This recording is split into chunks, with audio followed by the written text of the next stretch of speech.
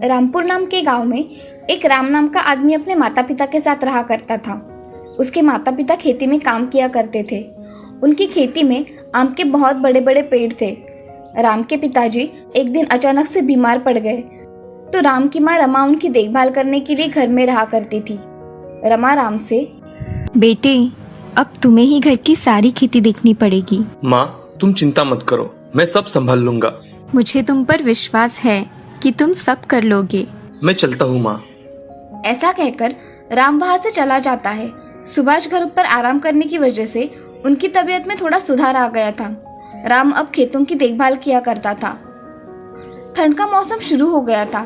तभी राम के खेत में आम के पेड़ों को बहुत सारे आम लग गए थे। उनकी देखभाल करते समय राम का समय कैसा चला जाता था उसे पता ही नहीं चलता था। एक दिन राम का दोस्त उसके खेत में चला जाता है। तभी, अरे माधव, आओ ना, कैसे आना हुआ तुम्हारा? राम, मुझे इधर थोड़ी देर काम था, सोचा तुमसे मिलता चलूं। अच्छा, तुम कैसे हो बताओ? मैं ठीक हूँ, बताओ तुम कैसे हो? मैं भी ठीक ही हूँ। तुम्हारे खेत में तो कच्चे आम बहुत अच्छे आए हैं इस बार। हाँ, इस साल पेड़ों को आम थोड़े ज्यादा ही आए हैं। और चाचा जी कैसे हैं?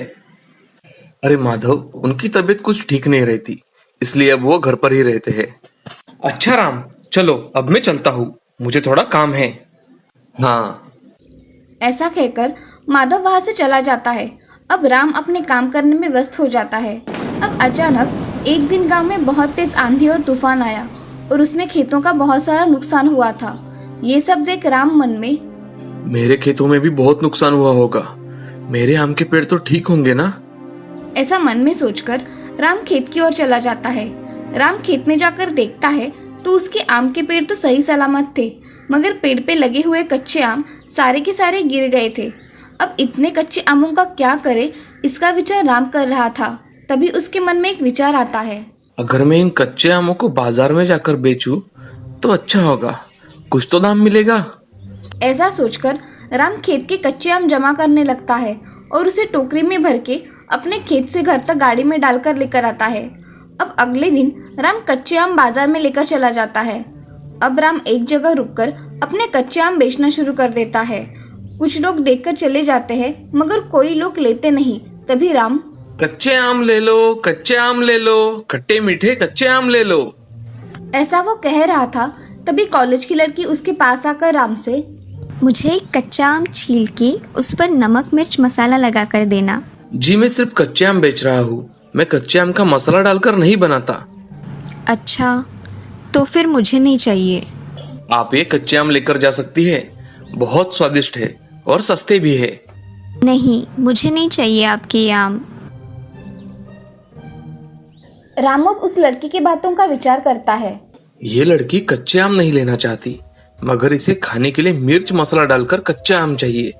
अगर मैं कच्चे आम को काटकर उसे अच्छी तरह से बनाकर बेचूं तो मेरे कच्चे आम भी बेचे जाएंगे और नुकसान भी ज्यादा नहीं होगा।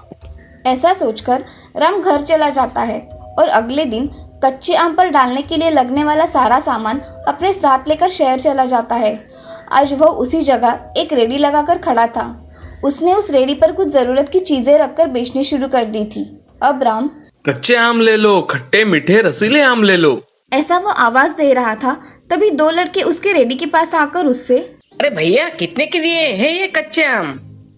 15 रुपए का एक प्लेट। बोलो आपके लिए कितने बनाऊं? 2 प्लेट बना दो भैया। ठीक है, अभी बनाता हूँ।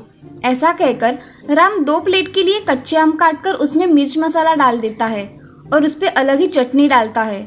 उससे उस कच्चे आम का स्वाद और बढ़ जाता है। राम अब कच्चे आम 2 प्लेट में डालकर उन 2 लड़कों को दे देता है और वो लड़के खाने लगते हैं।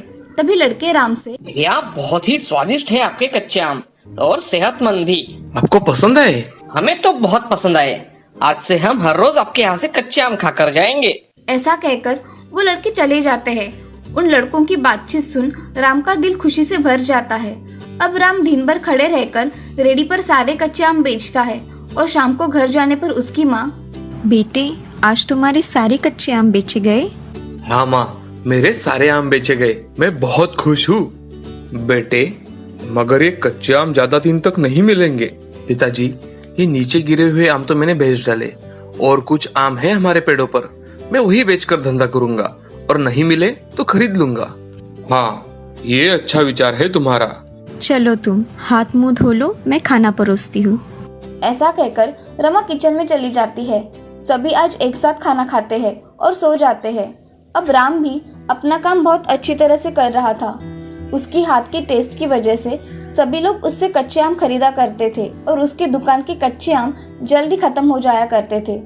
ये देख रेडी के पास खड़ा दुकानदार श्यामलाल राम की तरक्की पर बहुत जल रहा था। उसके मन में राम का धंधा बंद करने का विचार आता है। तभी श्यामलाल, इस राम का कुछ बंदोबस्त करना ही पड़ेगा। इसकी वजह से मेरी दुकान पर ग्राहक आना ही कम हो गए हैं और खुद कितने से अच्छे धंधा कर रहा है। ऐसा सोचकर वो उसका धंधा बिठाने की कुछ तरकीब ढूंढता है। तभी श्यामलाल के मन में विचार आता है, अगर मैं इसके खाने में कुछ सामान मिला दूं तो सारे ग्राहक मेरे दुकान पर आ जाएंगे। ऐसा सोचकर श्यामलाल रेडी के पास चला जाता है और राम से बातें करने लगता है। बातें करते करते उसके हाथ में पेट खराब होने की दवा रहती है। वो श्यामलाल उस चटनी में डाल देता है और थोड़ी बात करके वहां से चला जाता है। कुछ समय बाद राम को उसकी चटनी का रंग कुछ अलग ही दिखने लगता है। तभी राम उस चटनी को टेस्ट करके देखता है और उसे खाकर थूकता है। ये मेरी चटनी अचानक ऐसे कैसे लगने लगी है? इतनी खराब तो आज तक नहीं लगी। इसमें कुछ मिलाया हुआ लग रहा है। राम वैसे ही वो चटनी उठाकर फेंक देता है और घर जाने के लिए निकलता है। तभी उसके पास गांव का आदमी रोहन आ जाता है। अरे राम, इतनी जल्दी कहाँ जा रहे हो? अरे रोहन, मैं घर जाकर कुछ देखना चाहता हूँ। क्या हुआ है राम? बड़ी चिंता में दिखाई दे रहे हो। रोहन, मेरी चटनी में अचानक किसी ने कुछ मिला दिया था। मैंने खाकर देखा तो मुझे बहुत खराब लगा, इसलिए मैंने वो चटनी फेंक दी। और ये काम किसने किया होगा यही सोच रहा हूँ। सुबह से तुम्हारे रेडी पर कौन कौन आया था? ग्राहक छोड़कर तो सिर्फ श्यामलाल आया था। अरे वो श्यामलाल बहुत ही लालची आदमी है। उसका धंधा हाल ही में अच्छा नहीं चल रहा। उसी ने ये काम किया होगा। अब से तुम चौकन्ना रहना।